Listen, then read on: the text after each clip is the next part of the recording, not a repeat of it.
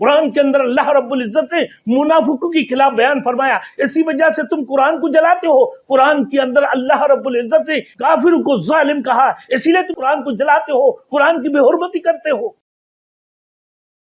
Thanks for watching. Don't forget to like, comment, share and subscribe to Maulana Habibullah Ruhani Official. اللہ رب العزت نے قرآن مجید کے اندر فرماتے ہیں کہ لعنت اللہ علی الکاذبین، لعنت اللہ علی الکافرین، لعنت اللہ علی المجرمین، لعنت اللہ علی الظالمین۔ ان ظالموں کے اوپر اللہ کی لعنت ہے، ان کافروں کے اوپر اللہ کی لعنت ہے، ان جو ہے مشرکوں کے اوپر اللہ کی لعنت ہے، ان مجرموں کے اوپر اللہ کی لعنت ہے۔ اللہ رب العزت نے ان لوگوں کے لیے اللہ نے اپنے لعنت کو مقرر کر کے رکھے، جو لوگ اس قسم کے سلوک کرے۔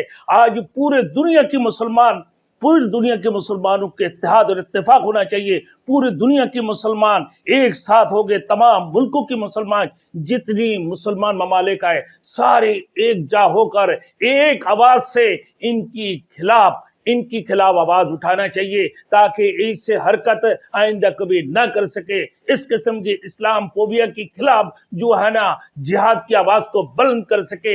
اللہ رب العزت اس قسم کے لوگوں کو تباہ برباد کرے۔ جو لوگ قرآن مجید کی بے حرمتی کرتے ہیں تو ان لوگوں کو وہ بات یاد نہیں آتی ہیں۔ اللہ رب العزت نے قوم نوح کو اللہ رب العزت نے کیسے تباہ برباد کر دیا، کس طریقے سے اللہ رب العزت نے قوم سمود کو تباہ برباد کیا، اللہ رب العزت نے کس طریقے سے قوم لوط کو تباہ برباد کر دیا۔ ان لوگوں کا اگر وہ باتیں یاد آتے تو یقیناً وہ ایسے حرکتیں نہیں کرتے ہیں۔ اللہ کی لعنت ہو اس قسم کے لوگوں کے اوپر۔ تو میرے دوستوں، میرے یہ پیغام ہے پوری دنیا کی مسلمانوں کو آج اتحاد ہو کر، اتفاق ہو کر، سارے کے سارے ایک ہی چھتری کے نیچے جمع ہو کر ایک ہی ساتھ آواز اٹھانا چاہیے اور ان کی خلاف جہاد کی اعلان کر دینا چاہیے۔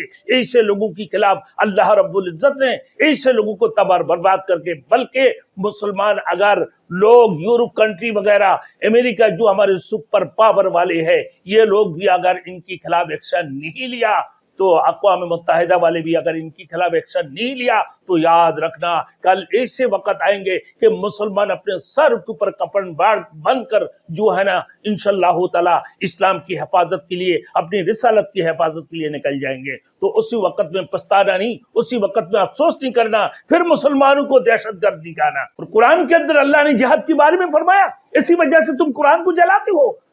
قرآن کے اندر اللہ رب العزت نے منافقوں کے خلاف بیان فرمایا، اسی وجہ سے تم قرآن کو جلاتے ہو۔ قرآن کے اندر اللہ رب العزت نے کافروں کو ظالم کہا، اسی لیے تم قرآن کے خلاف قرآن کو جلاتے ہو، قرآن کی بے حرمتی کرتے ہو۔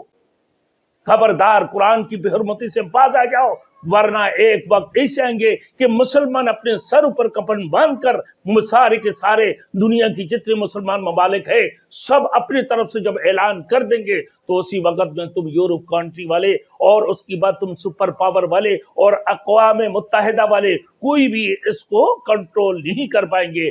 لہذا پانی سر سے اوپر جانے سے پہلے اس کو کنٹرول کر لینا چاہیے۔ ایسے لوگوں کو پھانسی ایک دفعہ نہیں 100 مرتبہ پھانسی دینا چاہیے۔ اللہ ہم سب کو عمل کرنے کے توفیق عطا فرمائے۔